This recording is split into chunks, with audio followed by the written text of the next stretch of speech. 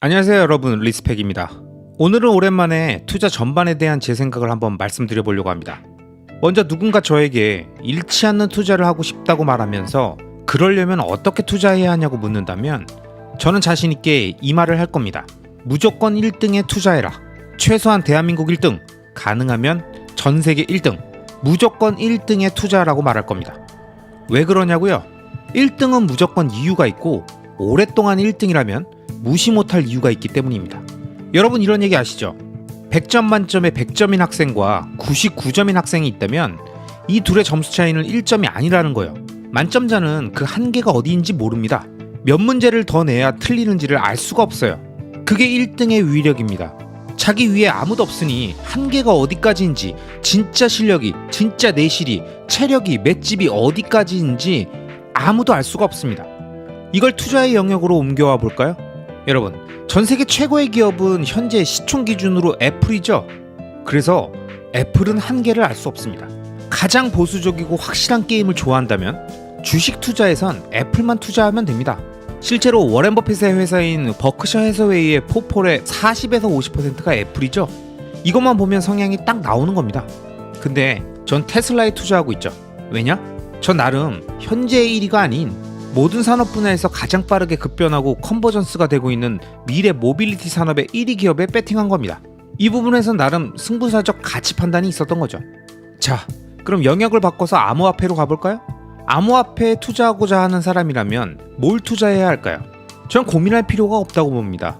암호화폐 역사에서 처음 등장한 순간부터 지금까지 1달러의 가격을 넘어선 이후 현재까지 약 12년간 단 한 차례도 압도적으로 시총 1위를 내려놓은 적이 없는 비트코인이 최고의 투자 대상이라고 생각합니다. 왜? 12년간 1위라는 건 단순히 먼저 만들어져서 같은 바보 같은 표현으로 되는 게 아닙니다.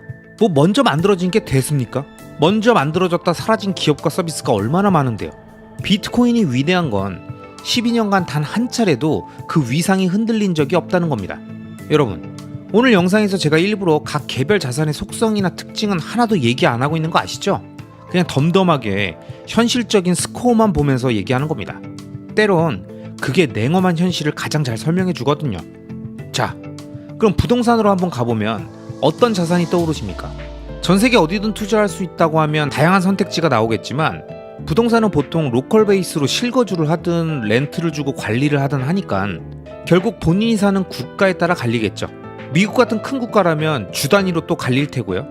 대한민국을 기준으로 얘기하자면 저는 무조건 서울 부동산이라고 말합니다. 그 중에서도 가능하면 강남 접근성이 좋은 곳. 이 대한민국 1위 부동산이 잃지 않는 투자를 원하는 수요를 계속 빨아들이며 그 가치를 유지하고 있는 겁니다. 이처럼 우리가 어떤 투자를 고민할 때는 사실 정답은 어느 정도 정해져 있죠. 그런데 우리는 대부분 그 정답을 안 고르고 엉뚱한 것을 선택합니다. 이유는 대부분 이런 것들이죠. 야, 돈이 없는데 어떻게 서울 부동산을 사? 세계 1등은 너무 무겁지 않아? 그런 속도로 언제 돈을 불리겠어? 남들도 좋은 짓 다 아는 자산은 이미 단물 다 빠진 거야. 아직 잠재 가능성이 높은 시총 작은 걸 발굴해야지. 1위가 좋은 건 알겠는데 지금은 너무 비싸니까 뒤따라가는 2위, 3위가 낫지 않을까? 대부분 이런 생각들로 결국 부동산을 고르고 주식을 고르고 코인을 고릅니다. 그런데 여러분, 처음 시작은 그렇게 시작할 수도 있지만 만약 시장에서 오랫동안 살아남고 지속적으로 자신의 부를 늘리고 떨어지는 화폐 가치를 적극적으로 방어하면서 이 환경을 제대로 활용하고자 하는 사람이라면 무조건 보수적인 접근을 하면서 각 자산의 장기적 방향성에 집중해야 합니다. 주식 투자를 한다면 최대한 각 분야의 세계 1위 기업에 집중하고 가능하면 미국 주식, B2C 기업, 신성장 산업에 위치한 시가총액 상위 종목에 집중해야 합니다. 부동산 투자를 한다면 본인의 자금 여력 안에서 접근 가능한 상급지 리스트를 순서대로 쭉 내려오면서 맞는 지역을 기점으로 첫 투자를 진행하고 지속적으로 갈아타기를 통해 급지를 높여가면서 궁극적으로 서울 부동산으로 향해 가는 것이 필요합니다. 그리고 여기서 다주택 전략으로 갈지 금융자산을 더 집중해서 모을지는 각자의 스타일로 갈릴 것 같고요. 마지막으로 코인은 길게 말할 필요가 없습니다. 그냥 비트코인입니다. 다른 알트코인들은 제가 계속 말씀드리지만 코인이 아닙니다. 탈중앙화되어 있지도 않고 암호화되어 있을 이유도 없고요. 그냥 미등록 증권이 맞습니다. 그래서 지금처럼 SEC의 공격을 받고 있는 것이고 여러 거래소에서 계속 상폐당하고 있는 거고 앞으로도 이런 움직임이 지속될 거라는 겁니다. 이번에 이러다가 넘어가면 끝나는 게 아니에요. 그래서 코인은 그냥 비트코인만 코인입니다. 사실 세계 1등이란 말도 할 필요가 없어서 제가 다시 강조해서 말씀드리는 겁니다. 알트코인은 장기적 우하향입니다. 이기는 투자, 보수적 투자자들은 절대 장기적 우상향 구조의 자산에 한순간도 자신의 돈을 투자하지 않습니다. 여러분, 제가 앞서 잃지 않는 투자를 하기 위한 방법을 설명드렸던 것처럼 본인이 어떤 자산에 투자를 하든 투자의 기준을 명확하게 하고 머릿속에 어지러운 잡념들을 싹 정리하면 그 다음부터는 불필요한 행동과 단기적 이익을 쫓는 행위를 덜하게 됩니다. 그럼 그때부터 별 볼 일 없어 보이던 자신의 본업이 다시 보입니다. 당장이라도 자기가 투자한 자산이 떡상해서 졸업하겠다는 생각에 좀만 참자 하면서 억지로 다니는 게 아니라 내 자산들의 구조적 세팅이 끝났으니 이 자산들이 충분히 뿌리내리고 싹을 틔우기 전까지 자신의 본업이 주는 안정적인 월 현금 흐름의 소중함을 인식하게 되는 거죠. 그리고 더 나아가 더 많은 월 현금 흐름을 만들기 위한 다양한 시도들을 자신의 시간을 쪼개가며 하게 됩니다. 그럼 매일매일 하루하루가 엄청나게 바쁩니다. 쓸데없이 차트 보고 기사 찾아 돌아다닐 시간이 없어요. 그렇게 자연스럽게 조급한 마음이 사라지고 시간 선호가 낮아지고 보다 생산적 활동에 집중하면서 눈 깜짝하면 2년, 다시 잠깐 돌아서면 5년입니다. 이건 농담이 아니라 진짜예요. 장기 투자 10년은 엄청 지루하고 긴 시간이 아닙니다. 그런데 제가 이렇게 설명드려도 장기 투자를 지루하게 생각하는 사람들은 대부분 공통적인 몇 가지 특징이 있습니다. 첫째, 지금 당장이라도 회사나 일을 때려치고 싶어 한다. 둘째, 자신보다 앞서 있다고 생각하는 모든 이들을 한 방에 역전하고 싶어 한다.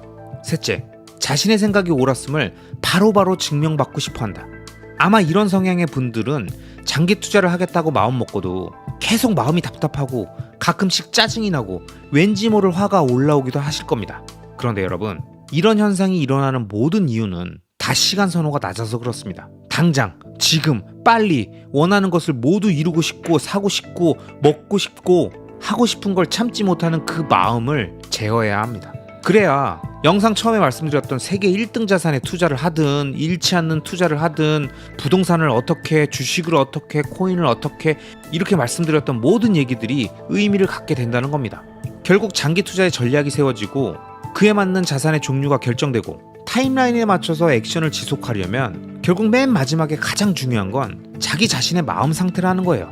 그래서 제가 늘 반복적으로 같은 얘기를 또 하고 또 하고 또 하는 겁니다. 전 그래도 전혀 지나치지가 않다고 생각합니다. 그리고 이건 누군가를 위해서가 아니라 제 스스로에게도 똑같이 전달하는 메시지고요. 제 스스로를 단련시키는 방법입니다.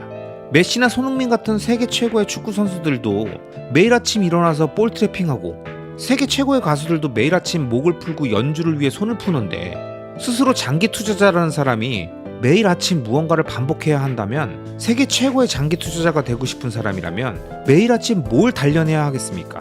바로 본인의 마인드 아니겠어요? 조금이라도 시간 선호가 높아질 상황이 있었다면 미세하게 목을 풀고 악기를 튜닝하고 발끝의 감각을 다시 끌어올리듯 매일매일 자신의 장기 투자를 위한 낮은 시간 선호를 유지하기 위한 마인드셋의 시간을 꼭 가져야 한다는 겁니다. 그게 월드 클래스 투자자가 되기 위한 기본이 아닐까요? 그리고 이런 건 지겹도록 계속해야 되는 거 아닙니까? 그냥 습관입니다. 아시겠죠? 페이팔과 팔란티어를 창업한 유능한 기업가이자 페이스북, 링크드인 등의 수십 개의 테크 기업들의 초기 투자자로 유명한 피터 틸은 실리콘밸리를 움직이는 집단인 일명 페이팔 마피아의 대부로 불리는 인물입니다. 사실 비트코이너들 사이에선 2022년 비트코인 컨퍼런스에 나와서 비트코인의 가치를 목소리 높여 얘기해놓고 같은 기간에 8년 동안 투자했었던 비트코인을 대부분 팔았다는 사실이 알려지면서 상당히 신뢰를 잃은 부분이 있지만 그런 본인의 투자적 판단을 떠나서 그가 2014년에 썼던 제로투원이라는 책은 경쟁은 루저들의 것이다, 독점하라, 트렌드를 앞세우는 유행어는 사기다, 미래는 예측하는 것이 아니라 스스로 만들어가는 것이다, 이런 상당히 중요한 메시지를 우리에게 알려주고 있습니다. 그래서 이번 영상은 제가 간간히 여러 영상에서 잠깐씩 설명드렸던 피터 틸의 제로투원에 담겨있는 내용들을 우리가 비즈니스나 투자적 관점에서 들었을 때 도움이 될 만한 내용들을 그가 출연했던 영상과 서적들의 내용들을 묶어서 더빙 형태로 설명드리고자 합니다. 그는 왜 경쟁하지 말고 독점하라고 했는지 한번 그의 얘기를 함께 들어보시죠. 여러분, 비즈니스의 세계에서 모든 순간은 단 한 번밖에 일어나지 않습니다.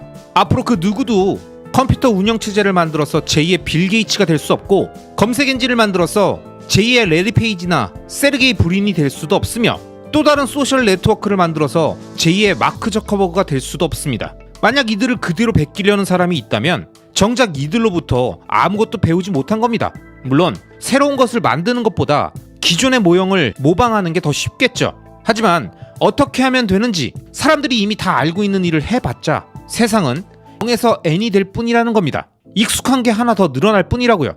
하지만 여러분이 뭔가 새로운 것을 창조하면 세상은 0에서 1이 됩니다. 창조라는 행위는 단 한 번뿐이고 창조의 순간 역시 딱 한 번뿐입니다. 그 한 번의 창조로 세상에는 낯설고 신선한 무언가가 처음으로 생겨나는 거죠. 우리를 성공으로 이끄는 것은 아직 가보지 않은 길, 새로운 길입니다. 우리가 아는 모든 혁신은 그동안 세상에 없던 것을 만들어내는 것이기 때문에 혁신의 방법을 구체적인 단어로 알려줄 수 있는 사람은 아무도 없습니다. 실제로 제가 발견한 가장 강력한 패턴은 성공한 사람들은 예기치 못한 곳에서 가치를 찾아낸다는 사실이었고, 그들이 그렇게 할 수 있었던 것은 어떤 공식에 따라 해서가 아니라 사업을 생각할 때 가장 기본적인 원칙에 충실했기 때문이었습니다. 누군가 제게 성공 공식에 대해서 물으신다면 저는 아직 누구도 시도한 적 없는 좋은 사업이 무엇인가, 아니면 정말 중요한 진실인데 남들이 동의해주지 않는 것은 무엇인가 라는 질문으로 바꿔봅니다. 대부분의 사람들은 이 질문에 대한 답을 이미 갖고 있습니다. 단지 그런 답변을 하는 게 어색하고 불편한 것 뿐입니다. 만약 여러분이 우리의 정치 시스템이 망가졌거나 교육 시스템에 효과가 없다고 말한다면 그건 이미 모두가 동의하는 의견이기 때문에 흥미롭거나 좋은 대답이 아니겠죠. 좋은 답은 사람들이 듣고 싶지 않은 생각입니다. 그래서 우리가 사는 사회에선 천재보다 용기가 필요합니다. 제가 오늘 이 질문에 대한 저의 답변을 설명해 드리겠습니다. 여러분은 성공하기 위해 경쟁해야 된다고 배웠죠? 하지만 저는 성공하려면 경쟁하지 않는 법을 알아야 한다고 봅니다. 사람들은 자본주의와 경쟁을 같은 말이라고 오해하지만 저는 이 둘은 완전히 반대말이라고 생각합니다. 자본주의는 아무도 하지 않았던 일을 통해 자본을 축적합니다. 아무도 판매하지 않았던 상품에 높은 가격을 받아내는 사람입니다. 하지만 완전 경쟁 상태에서는 아무도 수익을 낼 수 없습니다. 왜냐? 수익 역시 경쟁이기 때문이죠. 여러분, 잘 생각해보세요. 위대한 기업은 독점을 합니다. 경쟁이 없는 분야의 기업이죠. 구글을 예로 들어보면 쉽게 알 수 있습니다. 지난 시간 동안 검색 분야에 있어 구글은 미국과 서유럽에서 거의 경쟁을 하지 않았습니다. 그리고 그 결과 매년 엄청난 수익을 올리고 있죠. 이러한 경쟁 대 독점이라는 개념은 가장 중요한 사업의 아이디어지만 많은 사람들이 이해하지 못하고 있는데 여기엔 몇 가지 이유가 있습니다. 첫째, 논리적인 이유입니다. 독점하는 기업들은 독점 사실을 절대로 말하지 않습니다. 당연하죠? 여러분이 구글의 CEO라면 TV에 출연해서 구글이 독점 기업이라고 주장하겠습니까? 그러면 정부가 곧바로 그 기업을 추적할 테니까 엄청난 경쟁을 하고 있는 것처럼 행동하는 거예요. 그들은 자신들을 검색 엔진 영역이 아니라 더 큰 범주인 테크 기업이라고 말하면서 안드로이드 폰, 애플, 페이스북, 아마존과도 경쟁하고 있고 자율주행 차량도 개발해서 전 세계의 자동차 회사들과도 경쟁하고 있다고 하겠죠. 자신들은 이처럼 많은 경쟁을 하고 있기 때문에 정부가 모니터링하려는 독점 기업이 아니라고 주장하는 겁니다. 실제로 기업은 독점 사실에 대해서 말하지 않습니다. 그리고 결과적으로 진실은 묻히게 되어 있죠. 독점 사실은 모든 관계자들에 의해서 가려지고 우리는 제대로 알지 못하는 겁니다. 이게 바로 많은 사람들이 독점의 중요성에 대해서 알지 못하는 논리적인 이유입니다. 하지만 저는 그보다도 심도 깊은 심리적 이유가 있다고 봅니다. 그게 뭐냐? 바로 우리 모두가 경쟁에 중독되어 있기 때문입니다. 경쟁이 의미 있다는 심리적 믿음이 있는 거예요. 자신의 가치와 정체성을 자신들이 수년간 이어온 경쟁과 동일시하는 겁니다. 러시아 소설 안나 카레니나의 첫 문장에는 행복한 가정들은 모두 비슷하다. 하지만 불행한 가정들은 모두 제각각의 이유로 불행하다. 라는 말이 나옵니다. 하지만 제가 보기엔 사업은 정반대라고 생각합니다. 행복한 기업은 각각 독특한 할 일을 찾았기 때문에 모두 다릅니다. 하지만 불행한 기업은 모두 비슷합니다. 저는 이렇게 말하고 싶습니다. 이게 바로 모두 다 경쟁에서 벗어나지 못했기 때문이죠. 우리는 언제나 패배자들을 경쟁에서 진 사람이라고 생각합니다. 하지만 실상은 패배자들은 경쟁에 심각하게 중독되어 있고 주변 사람들을 지나치게 신경 쓰기 때문에 실제로 더 의미 있고 가치 있는 독점이라는 개념을 놓치고 있다는 생각을 하지 못하는 겁니다. 사실 독점이라는 개념이 창업, 투자, 입사에 미치는 시사점은 매우 큽니다. 우리가 사업을 할 때 직관적으로 큰 시장을 공략해야 한다라고 얘기하죠. 하지만 저는 우리가 노려야 할 것은 큰 시장이 아니라 높은 시장 점유율이라고 생각합니다. 독점은 시장의 큰 부분을 차지하는 게 아닙니다. 그러니까 창업할 때는 작게 시작해야 합니다. 그래야 빠른 속도로 높은 점유율을 확보할 수 있는 거죠. 제가 페이팔을 창업할 당시 결제 시장 자체는 매우 컸습니다. 하지만 우린 이베이 파워셀러라는 좁은 분야에 집중했습니다. 왜냐? 2만 명의 판매자들에게 마땅한 지불 수단이 없었거든요. 그래서 우리는 그 누구보다 좋은 솔루션을 제공했고 시장 점유율은 3개월 만에 0에서 35%로 쭉 올랐습니다. 페이스북도 시작은 하버드 대학생 12,000명이 타겟이었습니다. 이건 매우 작은 시장이었죠. 만약 그때 사업계획서를 만들었다면 시장이 너무 작다고 하면서 아무도 투자하지 않았을 겁니다. 근데 시장 점유율은 단 10일 만에 0에서 60%가 됐죠. 이렇게 산뜻하게 출발했고 페이스북은 그걸 기점으로 몸집을 키워나갔습니다. 자, 그럼 작은 것부터 독점하는 게 얼마나 중요한지 이해하셨을 텐데요. 사실 독점만큼이나 그 독점을 계속 유지하는 게 매우 중요한 문제라는 사실을 말씀드립니다. 실제로 이와 관련해서 실리콘밸리에서는 선점 효과에 대해서 많이들 얘기합니다. 시장을 먼저 선점하고 행동하는 게 매우 중요하기 때문이죠. 하지만 저는 최우주자가 되는 것 역시 매우 중요하다고 생각합니다. 우리가 해당 분야에서 최후의 주자가 되는 건 엄청나게 가치 있는 일입니다. 예를 들어 볼까요? 마이크로소프트는 컴퓨터 OS 영역에서 마지막 운영체제 회사가 되었고 구글 역시 검색 회사에서 마지막 검색 엔진 기업이 된 거예요. 체스 게임에서는 흰말을 선택하면 성공이 되기 때문에 승률이 3분의 1이 됩니다. 하지만 체스 세계 챔피언인 카블랑카는 경기의 마지막을 생각하면서 시작해야 한다고 말했죠. 즉, 성공하고 싶다면 게임이 장기적으로 어떻게 끝날지 생각해야 한다는 겁니다. 여러분, 우리는 마지막에 이기는 게 중요합니다. 시작할 때 빨리 움직이는 것은 작은 이익을 얻을 뿐입니다. 어떻게 우위를 차지하느냐만큼이나 어떻게 유지하는가도 굉장히 중요합니다.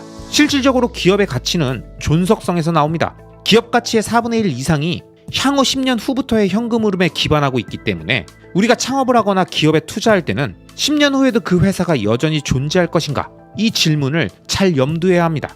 왜냐? 기업의 가치는 그 존속성에서 나오기 때문이죠.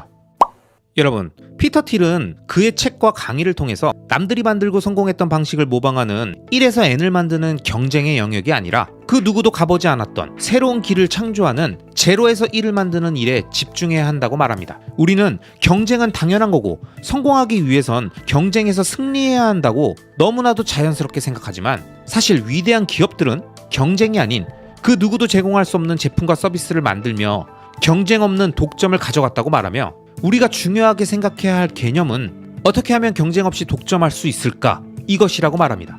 그리고 실제로 성공한 수많은 위대한 기업과 투자자들은 그들이 말하지 않았을 뿐 경쟁을 피해 자신만의 독자적인 영역을 찾고 아주 작지만 확실한 분야에서부터 높은 점유율을 확보하면서 기반을 다지고 그 기반을 바탕으로 빠르게 규모를 키워가며 그 독점을 유지할 수 있는 기초 체력을 키웠고 그렇게 자신의 분야에서 최후의 주자가 되기 위한 준비를 끊임없이 하고 있었다는 겁니다.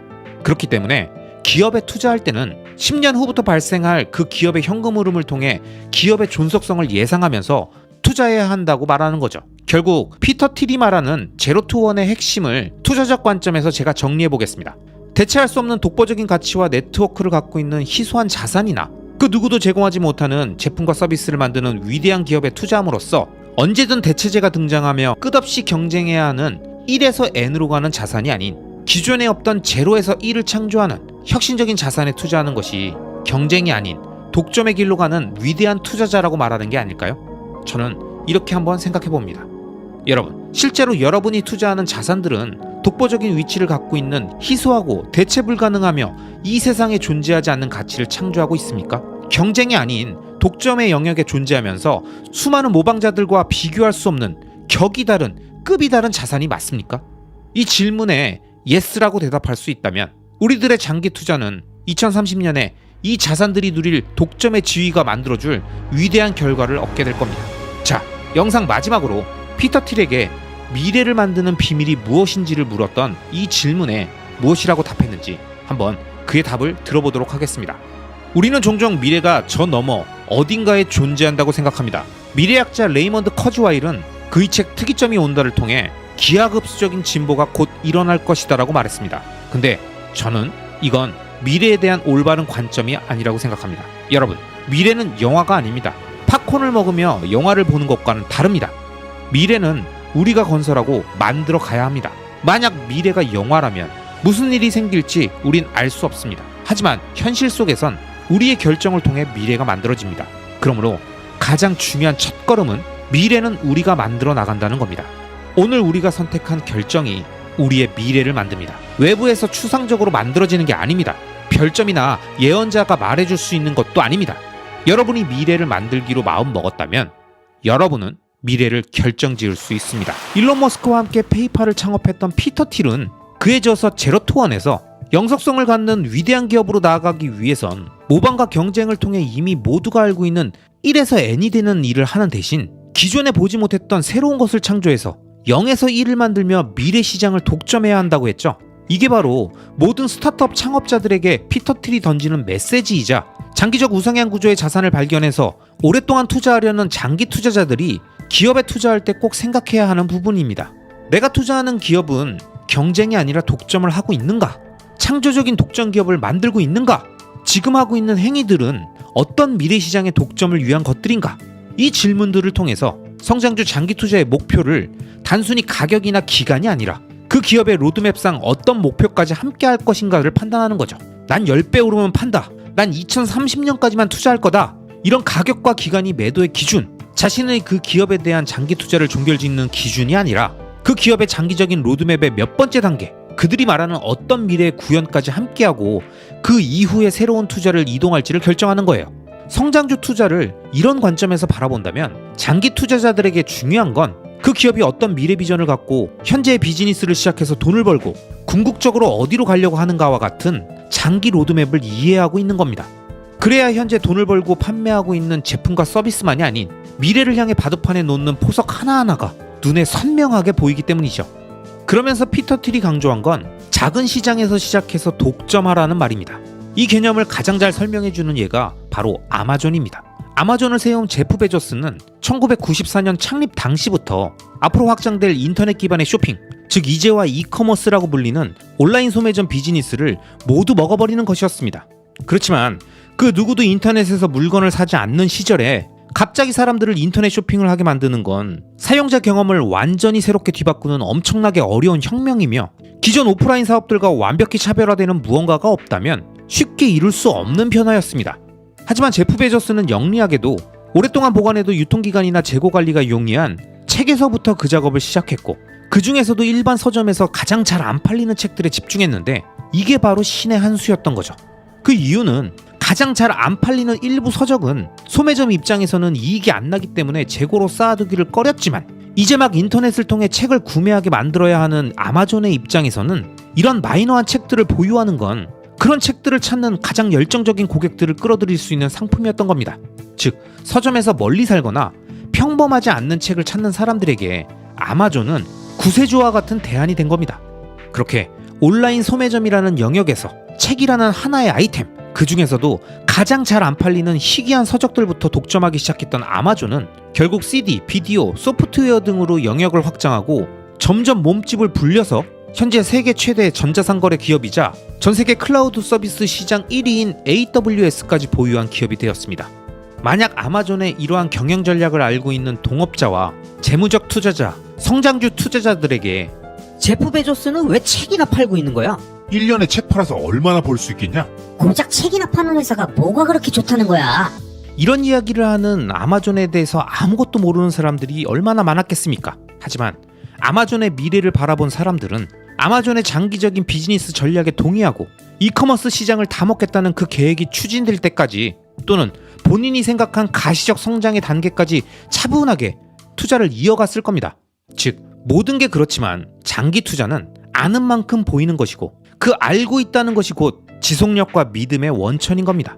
테슬라 역시 작은 시장에서 시작해서 독점하라는 이 전략대로 자신이 지배할 수 있는 아주 작은 하위 시장에서부터 시작했습니다.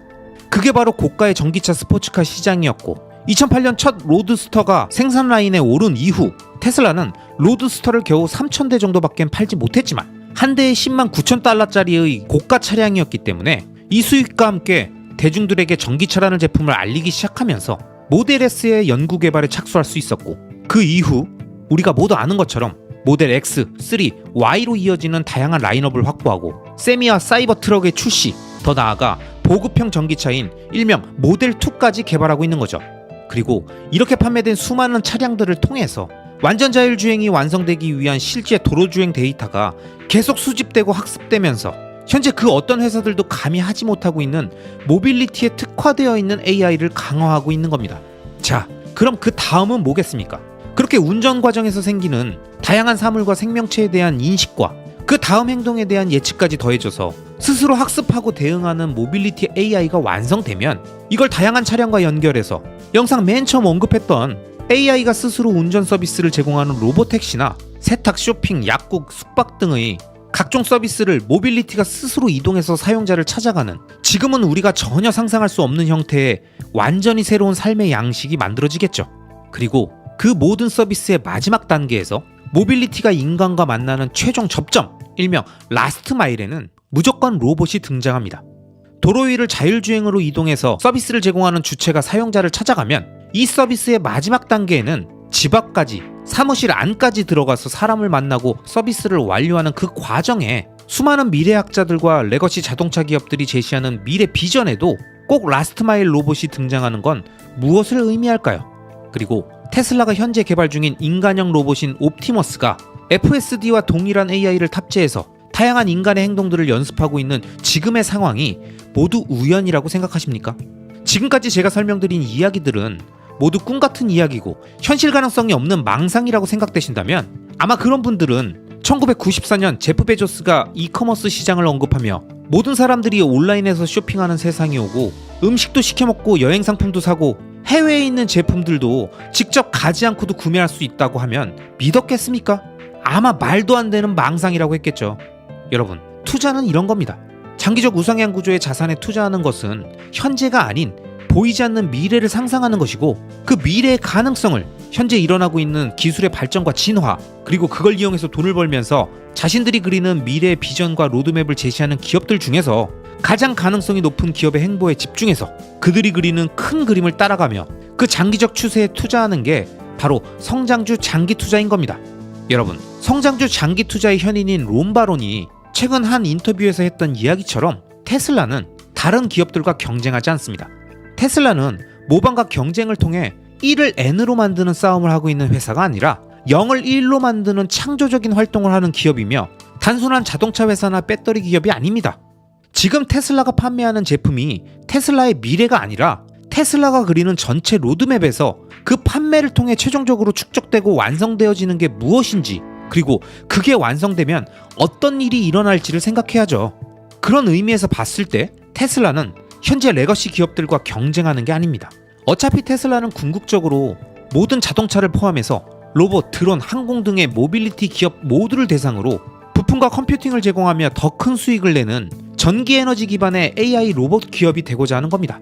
그리고 테슬라를 관심 있게 보는 성장주 장기 투자자라면 현재의 자동차 인도량, 판매 실적, 영업이익의 추이들도 물론 중요할 수 있지만 어느 정도 규모의 경제를 확보한 지금 시점에는 그런 단기적인 경영 지표들보다는 그렇게 벌어들인 돈을 투자해서 완성하고자 하는 모빌리티 특화형 AI와 그 AI의 완성과 함께 시작될 로보택시, 그리고 라스트 마일을 위한 AI 탑재 로봇의 발전에 훨씬 더 큰 관심을 갖고 단기 실적을 핑계대며 요동치는 가격과 언론과 증권 전문가들의 잡음을 멀리하고 기업이 추구하는 장기 로드맵을 함께 바라보며 투자하시길 바랍니다.